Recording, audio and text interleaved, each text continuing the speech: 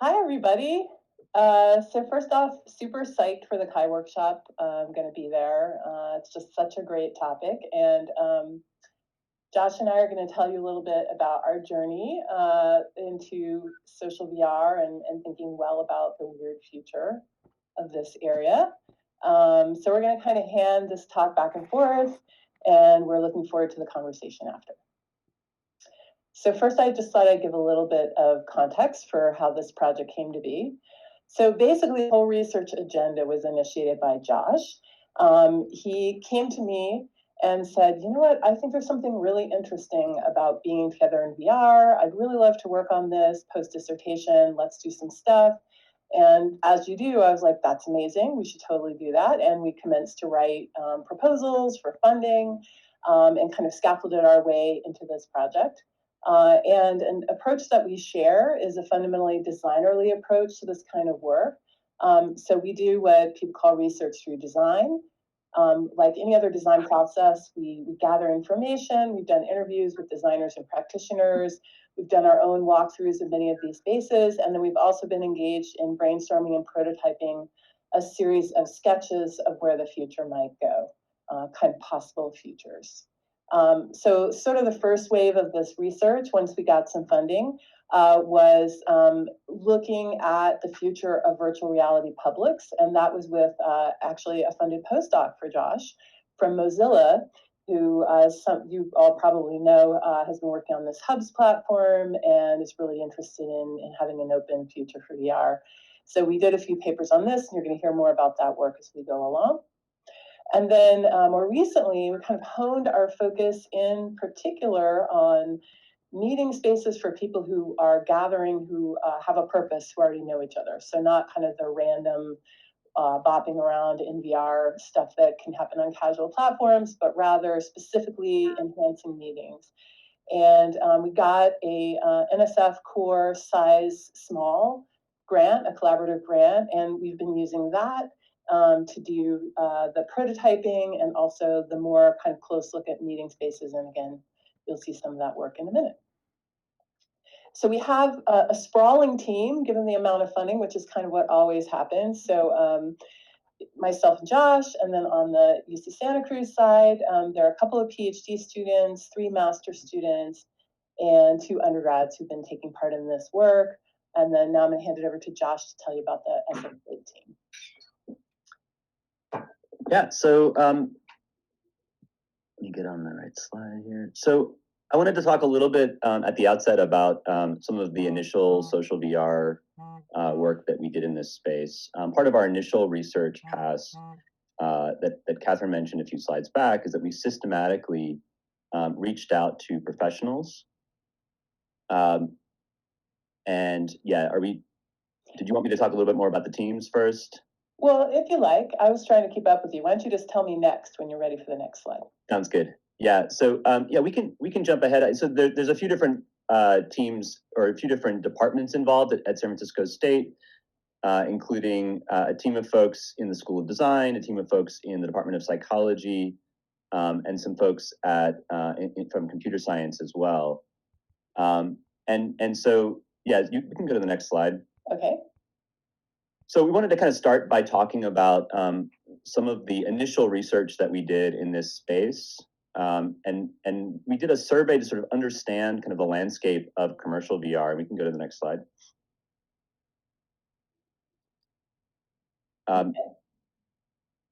Yeah, so as part of this initial research, and I mentioned, or that Katherine mentioned a few slides back, we reached out to professionals working on commercial social VR applications, so creators, developers, product leads, community coordinators, et cetera.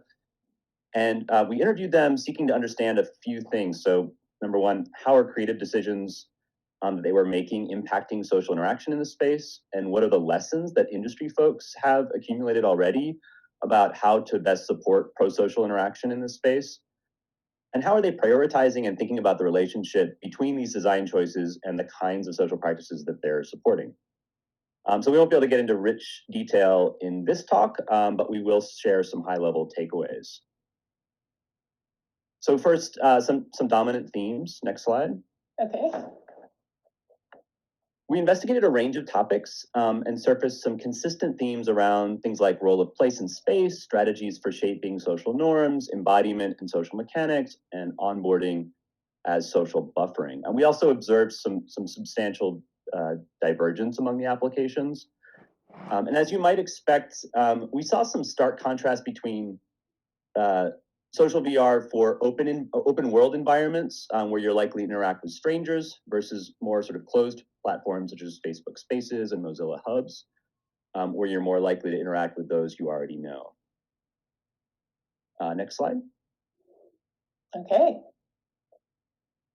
So on the one hand, we found that in several areas, shaping social interaction in social VR reflects familiar themes from earlier research in this space, right? So we're talking decades earlier, and this echoes some of the talks that have played out in this series as well. So next slide. Yep. So that includes things like research on collaborative virtual environments from the 1990s. Next slide. Research on virtual world ethnography. And echoing this earlier research, we found that key factors in supporting pro-social interaction in social VR include utilizing place and space to shape social frames and prime certain kinds of behavior. And so we'll talk very briefly about those kinds of aspects. So next slide. Okay. Many of the creators we talked to seem to be echoing Harrison and Durish's classic paper on place and space, which describes place as the frame that accumulates social meaning. Or in the words of a Gilbert Rec Room, rooms are behavior. Next slide. Spatial architecture also played a key role in orienting bodies and choreographing eye lines. For example, outside environments that provide cover with trees and other kinds of permeable structures that can make people feel more secure. Spatial design can also have a more localized effect on how people orient to one another, such as in gathering around a circular table or a campfire. And next slide. Okay. That said, some things really are different, and these include embodied immersion and what you might call egocentric perspective of presence in VR, which increases opportunities for things like harassment, as well as connection, right? In addition, we're seeing new design opportunities for augmenting social interaction and new opportunities for user creativity. So we'll just give you a very small taste of this at the beginning here. Next slide. Okay. To highlight one area that touches on all three of these factors of sort of what's new in this space, new forms of embodied signaling in VR reflect a new range of expressive capacities. And in Rec Room, for example, users can communicate facial expressions with the flick of a wrist. In AltSpace VR, users make giant emojis that emanate from their avatar and float upwards. And this kind of thing can be useful when audiences, for example, are engaging with performers, such as in the Reggie Watts live VR concert pictured on the right. Next slide. Okay. There's a whole range of ways that embodied signaling can be designed, though, and each of the applications we looked at had their own unique capacities. The commercial examples are really just scratching the surface here, and later on we'll discuss some of the ways that these sorts of embodied augmented signals can augment meeting spaces in VR. Okay, so that was interviews with experts, and then, as I was saying, in kind of in phase 2 of our work, we did zero in on meeting spaces, and we did a kind of autoethnographic approach to looking at some of the new players in commercial meeting space, and also some of the more sort of entertainment and consumer-focused spaces, looking particularly at how they support meeting together socially. And what we did is we did one pass through kind of informally, and then we kind of constructed a little bit more formal study of ourselves. So this is just a little overview of our self-study. And basically what we did was we took turns being the moderator. That person would make sure everybody had instructions for how to get into a meeting space. They would be responsible for recording. And then what we would do is we would actually try to have our own weekly meeting stand up in these different environments. And then everyone would take a survey afterwards about what the experience was like for them. So obviously we were bringing our designerly expertise to understanding these spaces, but we were also trying to be a little bit more systematic about how we examine them. And so one of the interesting things that we saw was there were definitely different clusters of strategies in the experience itself based on whether the platform seemed more business targeted or more leisure targeted. And then there were some platforms that seemed to kind of cross between these worlds in terms of the affordances that they were offering. We saw some differences along those lines in several different factors, ranging from avatar systems, what kinds of choices you had of avatar, and how the kind of invitation model that was used, what sorts of things were offered to you, the aesthetics of the environments, and also how asymmetric participation was handled. So I'm just going to briefly go through some of those results, and we actually have a paper under submission at DIS right now about this, so hopefully you'll get to read more about it in the future. So one really interesting thing was that apps that skewed more toward business got more focused on creating sort of pseudo-realistic avatars for people, sometimes to the point of dropping into the trough of the uncanny valley. Like these spatial avatars are kind of quirky with their kind of zombie arms. But anyway, more sort of like stereotypically businessy looking people choices. Whereas in the leisure focused side of things, for example, Rec Room and VR Chat, much more range of avatars, much more non-realistic stuff. In places like Mozilla Hubs, you see kind of a little of both, but also not hyper-realism. Lots of range in the kinds of avatar expressivity that were offered. One really kind of somewhat disturbing feature that we saw in Glue VR was a kind of automated gaze. So we slowly realized as we were interacting that the avatars were auto-focusing on whoever was speaking, whether or not we were orienting, and there were all kinds of facial expressions getting thrown that weren't our expressions. So, just a huge range. As Josh said, this is still kind of a wild, wide open thing. It's not converged on particular constraints. Invitation models, in the business model, there was kind of this top-down admin style thing, like, one person sets it up, sends out invites, it's easy to get in. On the leisure side, there was more of a model of people are hanging out in these spaces, and then once I become a creator, I can invite people who are my friends, who are known others in.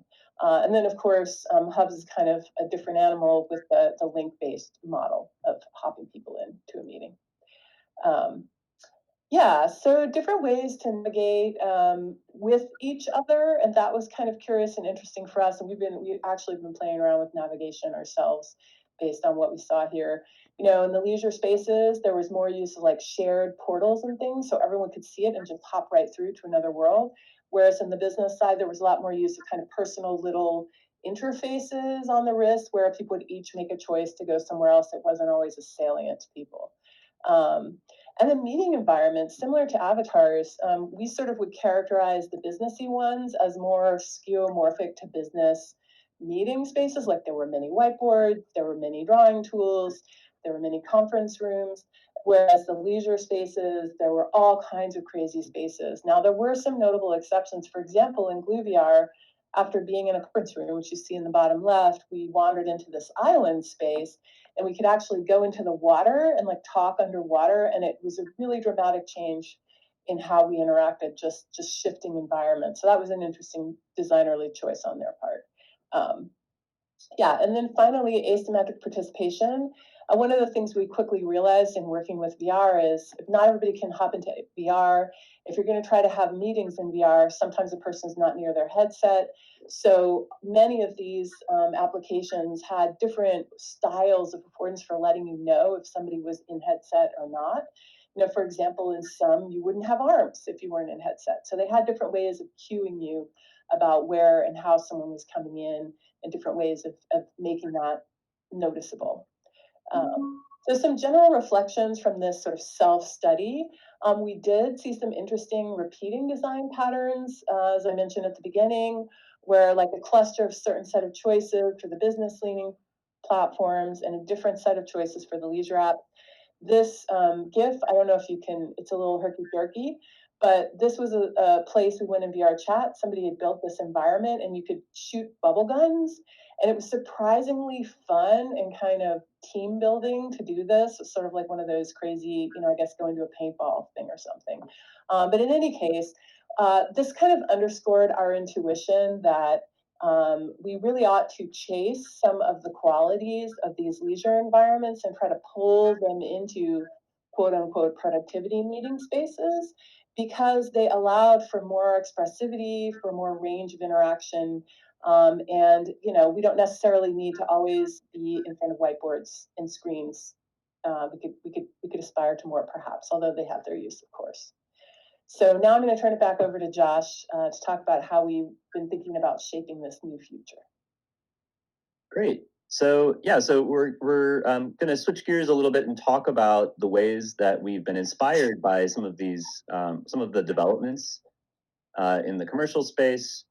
And we can start, next slide, please. We can start sort of thinking about how in the wake of COVID, many of us, in particular folks who have been attending this series, have become quite familiar with the kinds of communicative challenges posed by video conferencing platforms. And applications like Zoom tend to obscure the kinds of embodied cues that we rely on to communicate with one another in physical space. Next slide. Okay. Like video conferencing, though, meeting environments like spatial, for example, despite the uncanny valley issues of the avatars that Katherine mentioned, what's really good about them is that they can gracefully handle these aspects of embodiment and spatialization. Next.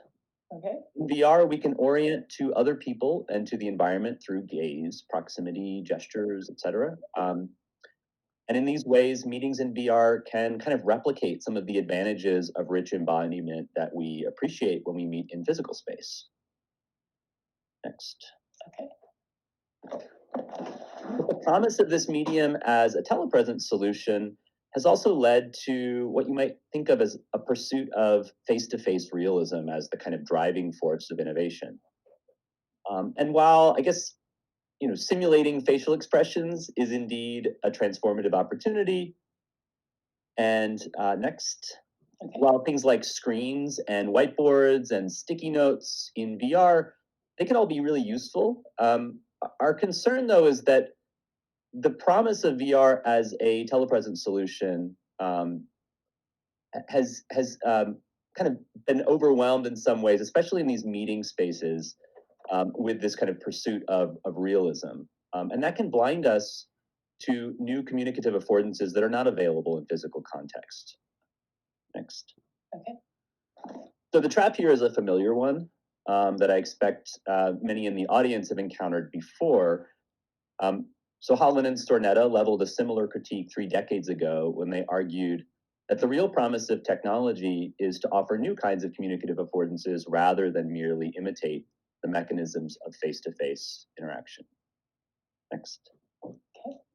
So what's the alternative? Well, we can think about the alternative in terms of social augmentation of meetings. And HCI has a long track record of designing these sorts of systems. Similarly, next, in the context of social VR, augmentations of perception have long been shown to have powerful social effects. Unlike this foundational work, though, where typically what happens is an individual's perception is manipulated, and then through a kind of psychological experiment, you sort of see what the transformed impact on social interaction is, right? Some of the work of Bailenson tends to follow this model. Unlike this foundational work, we're actually more interested in social affordances that can be perceived simultaneously by multiple participants. Next. Mm-hmm. So what do we mean by this? So in contrast to the kinds of perceptual manipulation research at the individual level that then has social impacts that I just mentioned, instead, we're interested in social affordances that are sort of shared by the group. So we have analogs for this kind of thing in the physical world, right? We can think about how you might be in a meeting and want to either migrate to a room with a whiteboard or pull a whiteboard in because you can have a different kind of conversation when everyone is using the whiteboard together, right? You're externalizing thinking in a different kind of way, managing attention. So in this sense, the whiteboard has a kind of set of social affordances, right? So whiteboards, projectors, microphones, name tags, sticky notes, other kinds of props that serve as mediating artifacts tend to shape how we interact and coordinate with one another in meetings. And so here we're very much kind of drawing on the literature on this topic. So Hutchins' concept of distributed cognition is very, very relevant for us. Next slide. Okay. And we've taken to sort of describing these new kinds of social capacities unlocked by these novel affordances as a kind of social superpower. Or thinking about the technological affordances as kind of like suprahuman technologies that exist in the space between VR participants. So what does this alternative world of weird sociality and social superpowers look and feel like? So we have a couple ideas. Next. Okay. One area we draw from is emerging design insights and practices in social VR. So we mentioned a little bit of that at the outset, and now I'm going to go a little bit deeper with a story from Rec Room. Next. Mm-hmm. So especially in the more play-oriented social VR applications like Rec Room, AltSpace VR is another one. They've been leveraging metaphors of place and mechanics of space in really creative ways. In one example, a virtual auditorium designed for Rec Room's community kind of town hall question and answer sessions started to take a turn towards strange and unfamiliar territory, but it took a little while to get there. So I'll kind of walk us through this example. So they created this space to host their Q&As, and the earliest iterations of this space were kind of chaotic, with everyone standing at the front and talking all at once. And as a result, the team added couches that you could teleport onto, which encouraged participants to sit down and be attentive. They also made it so that users with moderator privileges could teleport onto the stage. But they also made it so that audience members could ask questions if they were handed a virtual microphone. And all of these worked quite well, but the creators also found that it was difficult for participants to identify who in the audience was speaking into the mic at a given time. So to solve this problem, they designed a giant non-player character cat that you're seeing in the top left here. Next slide. Oops, sorry. Yeah, so the idea is that the cat directs its gaze at whoever is holding the virtual mic. So attendees can then follow the cat's eyes to track who is speaking at a given time. So I really love how bizarre this example is, but I also think it illustrates a broader pattern in this space that we see repeated in a number of different instances. So you start with the familiar scaffolding of place and space, kind of reproduce some of the social affordances or expectations that are built into kind of place-based cues, and then the kind of mechanics of architecture, right? And then you sort of build on top of that and start exploring kind of stranger affordances that allow us to kind of stretch beyond the familiar templates to support new kinds of social behaviors, new geometries of attention, right? Looking to this giant cat before trying to target the person in the audience who is currently speaking. Another area, next slide, that we've taken inspiration from, or another method, I guess you could say, is by sort of exploring these kinds of social dynamics and social superpowers by prototyping novel social augmentations for meetings in VR using a research through design approach. Next.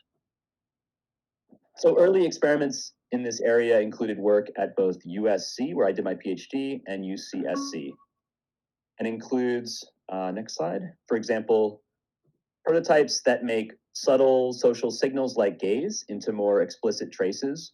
In this example, you can literally see the gaze of someone, but you also get this trace of where the gaze is accumulating. So objects that are being looked at slowly turn red and then fade back to white over time, right? These are just like very simple one-off experiments in social VR using Unity.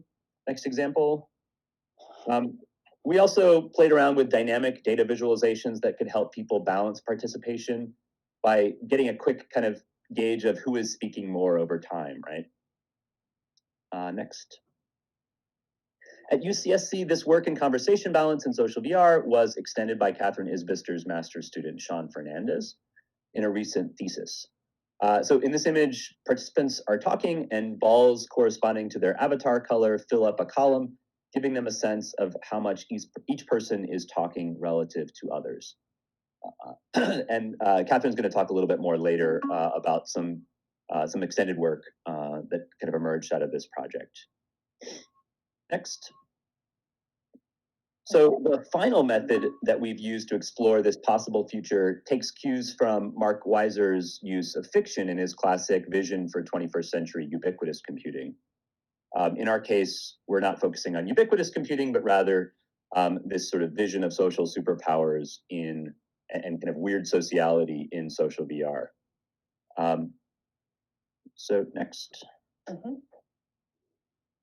Yeah, so in a recent AltKai paper, a brief vignette follows Stella, a freelance social augmentation consultant who helps teams customize their communication tools and coordinate better in social VR telepresence contexts. Next. And I'm not going to be able to get into the actual full story, but I encourage you to check out the paper if you are curious. But just to give you a kind of sense of what the vignette explores in this scenario, we're sort of inviting readers to make inferences about everyday features of Stella's toolkit, including things like conversation trackers, parody visualizers, and meeting moderators, right? So it's one thing to say those topics, to sort of label them. It's another thing to sort of insert them into the logic of a story and kind of encourage you to sort of see how they might live in an everyday reality as sort of like mundane features of someone's life. And this kind of allowed us to try on or test out various assumptions within the logic of a story world. All right, and with that, I'm going to turn it back over to Katherine to talk about some of our more recent prototyping explorations and research.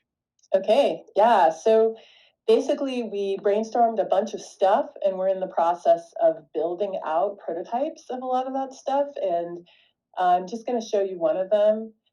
This one extends very logically from the through line that Josh just showed you from USC and then my master's student's thesis. So we actually, though Sean did his thesis in Unity, we actually, for this particular research, have been working in Mozilla's Hubs platform. So we basically, in the process of porting this conversation visualization idea into Hubs, we decided to change up the design after a lot of iterations. So as many of you will probably be familiar, network latency and kind of, lots of different headsets, lots of different processing capacity. And so you need to be really careful with things that you do so they're not going to be a drag on any particular user in a meeting.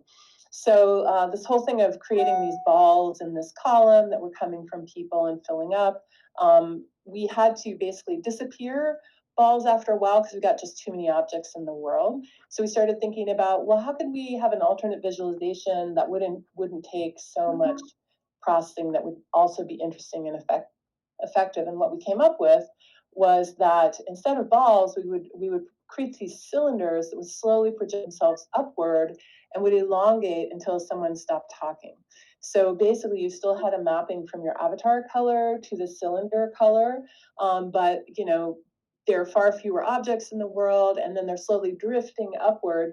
So if you want to, you can actually just step backwards in the world, and you can see a record of kind of how much each person has been talking. So then, obviously, when you have federal grant money, or in any case, you want to know, like, is what you're doing effective? Is it working for people? So one of the things we've been doing with this project is designing studies to actually examine whether these interventions we're doing are having the intended effect. So with this visualization of the conversation balance, what we were hoping is that would help people to more effectively trade information and do better in meetings. So we used a well-known task from social science that has gotten pulled into some of these other studies that we mentioned earlier, which is the desert survival problem. And we have run a between subject study that we're in the process of analyzing and submitting for consideration to conferences, basically looking at, well, how do team dynamics and outcomes differ with and without the visualization? So basically, the desert survival problem is you're told you've crashed in the desert. There are only 12 items that are in the wreckage, and you need to prioritize which ones are most important for your survival and rank them in order. And so we actually had to invent a little interface here. You can see that this was in Sean's thesis too, which basically people can sit around this table, and then there's a picture of each item on these blocks, and they arrange them in the tray in the order of their level of importance. So essentially, typical study where, and we were going to run this in person, but we had to run it remotely. So we did a workshop paper at at one of the CHI conference workshops last year about the challenges of doing remote VR studies, and glad to talk with you all about that. But in any case, 3 participants in each condition, and looking at differences in how they interact. So I don't know, hopefully you can see this GIF. We tried to stay away from videos because it's a little difficult sometimes to share them in these different platforms, but here you can see, people moving around in the environment, and they're chatting as they go along, and you can see the cylinders rising. Yeah, so that's an example, and we actually got that accepted into Kai's Interactivity exhibition. So if you're going to New Orleans, you can come and put on a headset and try for yourself. So yeah, so now we're going to move on to wrap up and next steps. Basically, we're continuing to build interesting prototypes of capabilities that enhance people's social interaction, and kind of pulling what we've learned from the more playful and fanciful things that happen in some of these leisure-focused environments. And I guess we thought we'd just put out some provocation for discussion. Maybe Josh, you want to run through these? Yeah. Sorry, I actually closed the slides on my side. Oh no, I'll do it. Yeah, no. So go ahead. Yeah, I also, folks, sorry about the dinging. They're rebuilding the elevator and announcing all this stuff here. Yeah, so a few questions to kind of serve as provocations to open up the discussion. So what do we all think are the best social superpowers for VR to support? For us, we have some initial ideas, but this is very much still a kind of question that is open for expansion. What are your own experiences in VR meetings, and what can we learn from them? What key challenges do you see facing this kind of work? And why is it so hard to imagine new kinds of social affordances, but so fluid and natural to use them once we have them already, right? Yeah, I'm sure you guys will have other questions. We can share these slides. I know this is being recorded, but here's our contact information. And maybe I'll just leave the provocations up, and we can take questions now.